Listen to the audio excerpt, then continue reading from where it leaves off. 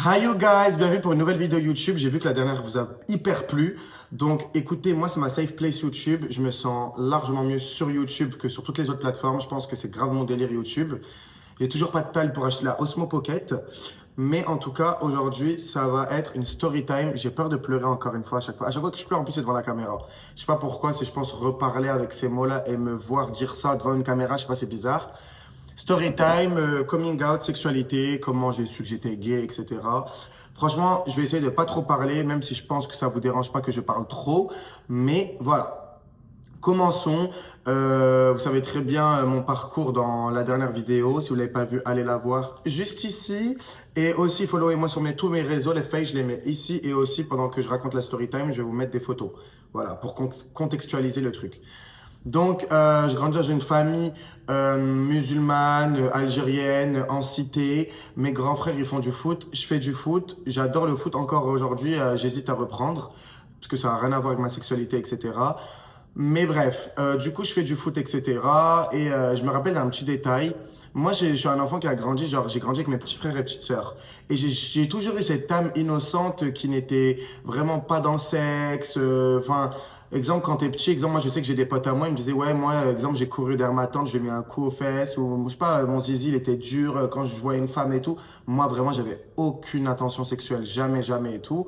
Et du coup, je grandis en regardant des dessins animés. Je me rappelle en première, je rentrais pendant que les gens ils fumaient des J. Moi, je regardais Sally Bollywood quand je rentrais au Angelo La Débrouille. Ça m'arrive encore de regarder des dessins animés. Les dessins animés, c'est pour ça qu'aujourd'hui, je suis responsable mini-club parce que j'ai grave une âme d'enfant et j'aime trop mon âme d'enfant. Et du coup, qu'est-ce que je disais? J'ai connu, moi, tout ce qui est sexe, etc., vraiment très, très tard. Même le fait de se faire plaisir à soi-même. Je me rappelle un petit détail, j'étais en équipe de l'Oise et tout, de foot et tout, parce que j'étais grave parti loin, moi. C'est moi qui suis parti le plus loin de toute ma famille dans le foot, no shade. Et mes potes et tout me disent, quoi, Ramzi, tu connais pas truc et tout, genre c'est une dinguerie et tout. Désolé, je parle sans tabou, hein. On est entre adultes, on dit toute la vérité. Ils me disent, tu sais pas et tout, c'est quoi, nanana et tout. Moi, je dis non et tout, genre, je suis grave innocent, j'ai genre 15 ans, un truc comme ça. Moi, j'ai eu ma puberté super tard, genre à 16, 17 ans et tout. Et bref, et du coup, je savais pas c'était quoi et tout. Bref, j'ai commencé à tester et tout en troisième, je pense. Et je rentre en seconde, etc. C'est l'âge, c'est normal. Et je commence à faire ça sur du truc hétéro, t'as capté. Et après, je commence à me rendre compte que je regarde plus l'homme que la femme. Et du coup, je commence à passer, je crois, à bi et après gay. Du coup, voilà. J'ai fait ma première fois à mes 17 ans et demi, presque 18 ans, avec un mec qui avait le double de mon âge. Je le déteste. Ce turc, bref, je le déteste. Bref, je vais pas parler de tout ça, ça sert à rien. Bref, du coup, vous avez suivi mon aventure aux États-Unis. Donc, moi, en première, j'ai commencé à traîner avec des filles. Je me rappelle d'une petite chemise orange dépareillée homme. Je suis parti acheter à H&M. C'était la première chose que j'ai acheté en affaires parce que je prenais tous les trucs de mes frères et sœurs et tout. Et du coup, je suis parti. J'ai commencé en fait à vouloir m'habiller un peu en mode différemment. Donc j'ai commencé à mettre des jeans larges, Globo Loco, Levi's. J'ai commencé à mettre des trucs larges, des Home Pets, H&M, des bobs, des tote bags. C'était la tendance, vous vous rappelez?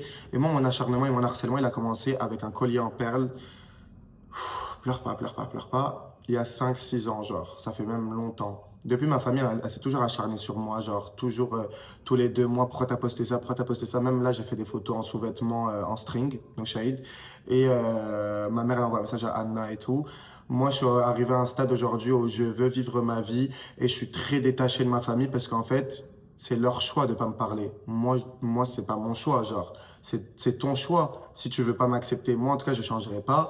Hier, j'étais en train d'écouter du Jaja Ginaz, en train de jouer à Call of Duty. Et il y a 3 jours, j'étais en string et je fais ce que je veux. Genre en mode, t'as capté, je suis versatile, j'aime ma féminité comme j'aime ma masculinité. Et période, genre, t'as capté. Et bref, et du coup, j'ai commencé à m'habiller avec des vêtements serrés, donc des cargos Stradivarius de chez les femmes, etc.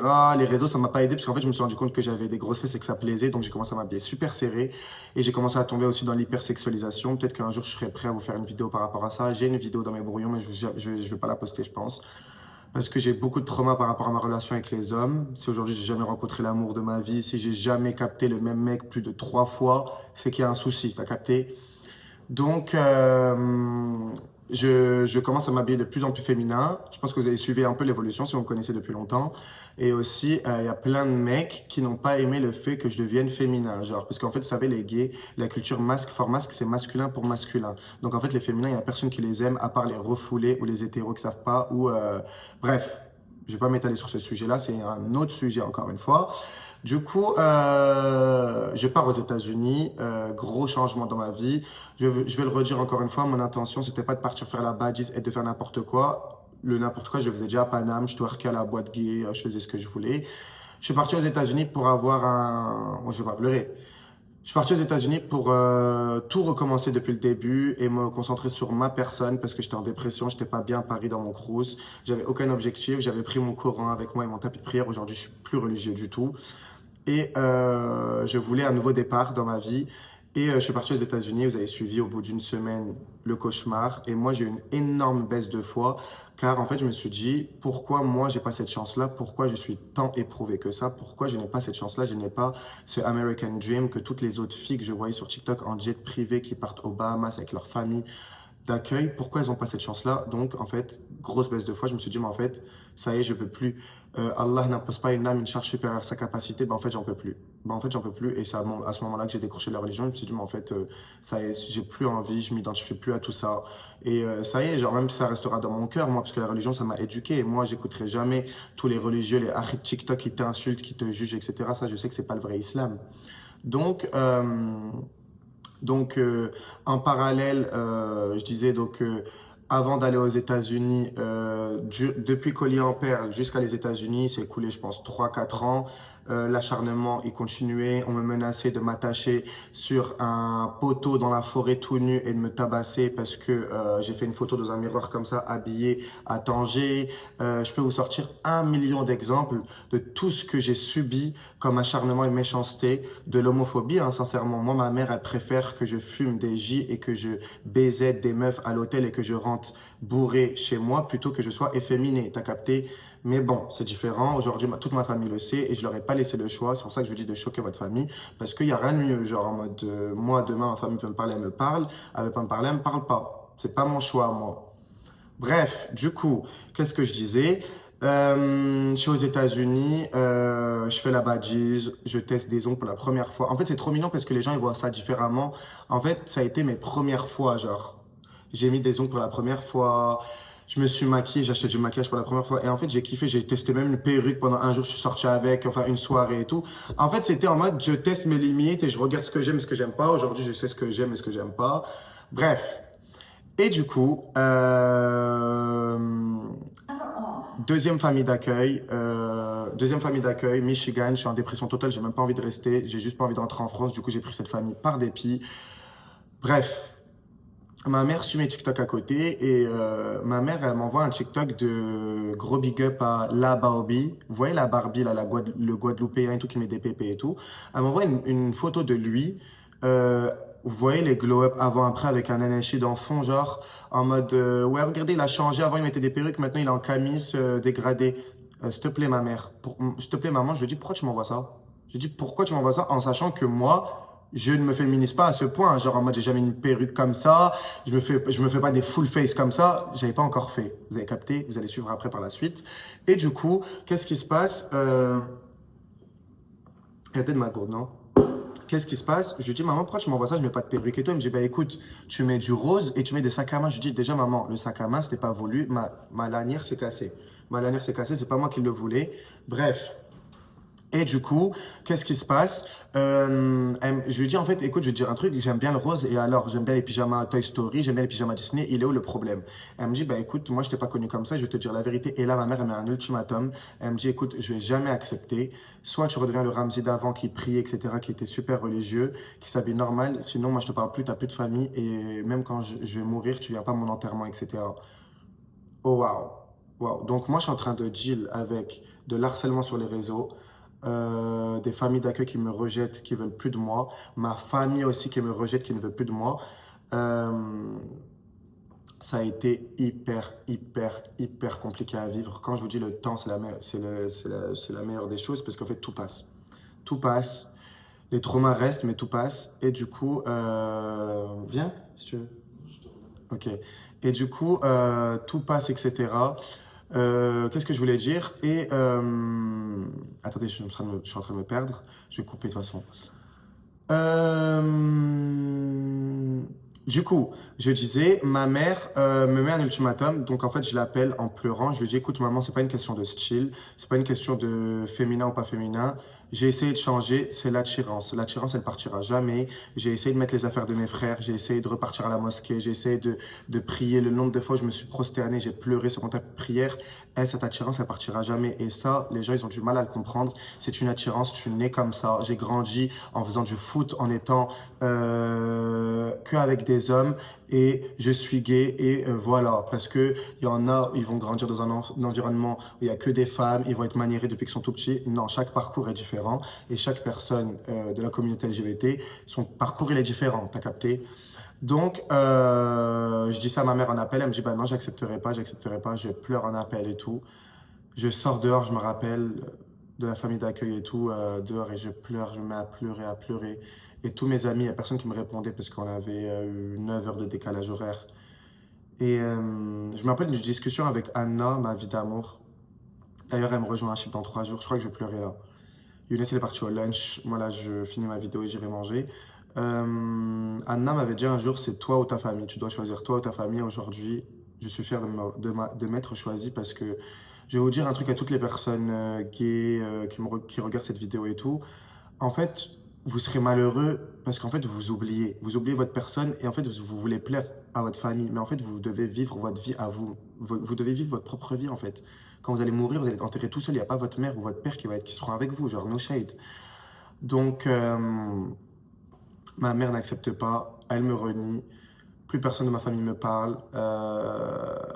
Je me dis, bah alors là, ma mère, elle le sait que je suis gay. Elle n'a pas accepté. Ok, mais au moins, elle le sait. Bah, je vais le créer sur toute la planète. Donc, je commence à me montrer ensemble Juicy, etc. aux États-Unis. Je m'en moque. Beaucoup de haine, beaucoup de haine. Oh my God, elle a trop changé. Les États-Unis, elle a changé. Des comptes fake qui me bully à côté, etc. Et du coup, je continue dans mes trucs, ongles, etc. Je fais ce que je veux, playback et tout, maquillé et tout. Ma mère me souhaite la mort, un accident de voiture, parce que j'avais une voiture aux États-Unis. Ma mère me souhaite de mourir, bref, avec le sida et tout, d'avoir le sida et tout. Tout ça parce que j'aime les garçons. Bref. Et du coup, ça a été hyper compliqué à vivre. Ma petite sœur aussi, elle s'est fait bully au collège, etc. Parce que bah, les gens, ils parlaient sur moi parce que je viens d'une petite ville, j'ai fait du foot et maintenant il est gay, regarde ce qu'il fait aux États-Unis. Ça a été hyper compliqué parce qu'en fait, je voulais trouver un équilibre. Donc en fait, moi, je veux vivre ma vie, je veux être tout seul et j'adore vous montrer tout ce que je fais. Mais d'un côté, je dois du respect pour ma famille, mais d'un côté, c'est ma personne, je peux pas faire ce que je veux. J'avais le cul entre deux chaises. Donc énormément de sauce quand je suis aux États-Unis et tout. Et à la fin, je suis rentré, ma famille m'a pardonné, ils m'ont dit juste rentre, etc. Franchement, j'avais peur d'être en mode, on va dire, ça y est, genre, ils me prennent mon téléphone et je reste chez ma mère et je suis bloqué chez ma mère à vie et tout. Mais en fait j'ai tellement une famille, en vrai, j'ai grave une bonne famille, moi je les aime trop, j'ai une famille qui est grave compréhensive, grave ouverte d'esprit. À l'heure d'aujourd'hui, moi, à cause de ma sexualité, je ne parle plus à mon père, je ne parle plus à ma grande sœur, je ne parle plus à mon grand frère. Ma grande sœur continue de me stalker, ma grande sœur continue de me faire la misère, elle envoie toutes mes vidéos, elle invente des rumeurs. À ce qui paraît, j'étais parti dans une chambre d'hôtel avec plein de mecs de ma ville, ça je le savais. Moi-même, je ne savais pas que j'étais Bonnie Blue de ma ville. Bref. Et du coup, tout le reste de ma famille, je leur parle. Mes petits frères et mes petites sœurs, je les adore. Ma mère, je l'adore. Malgré tout que là, je crois qu'elle ne veut plus me parler, encore une fois. Mais bon, mon beau-père, je l'adore. Et en vrai, mon père, je m'en fous. Mon grand frère, je m'en fous. Et ma grande sœur, je m'en fous parce que j'ai jamais grandi avec eux. C'est des mauvaises personnes. Mon père, j'ai pas grandi avec lui. J'ai grandi avec mon beau-père depuis mes 1 an et demi. Donc, mon beau-père, c'est mon père, en vrai de vrai. T'as capté. Je devrais l'appeler papa. Et du coup, bah voilà, mon parcours par rapport à ma sexualité. Aujourd'hui, je vis ma vie comme je le veux. Je suis féminin, je suis masculin, je fais ce que je veux. Et ma vie, elle sera pas en France dans tous les cas. Moi, la mentalité de la France, je vous mens pas, ça m'a dégoûté. Pourtant, j'adore mon pays. Mais aujourd'hui, je ne me vois plus vivre ma vie en France. Aujourd'hui, je suis à Chypre. Personne ne me calcule quand je sors dans la rue. Je sors en mini short. Il n'y a personne qui te calcule. Tu auras toujours des cons partout. Tu auras toujours des cons partout, mais il ne faut pas laisser l'énergie des gens négatifs ruiner la chaîne. T'as capté? Donc, moi, je fais ma vie et je suis très heureux comme ça. Et en tout cas, moi, j'essaye de vous partager mon parcours et surtout aux petits qui me regardent, etc., qui vivent dans un environnement toxique, etc. Je vais juste vous dire un truc, fuyez, vivez votre vie parce que la jeunesse, ça passe tellement vite. Aujourd'hui, j'ai 22 ans. Hier, j'avais 18 ans, frère. Ça passe tellement vite. Donc, vivez votre vie et choisissez vous surtout.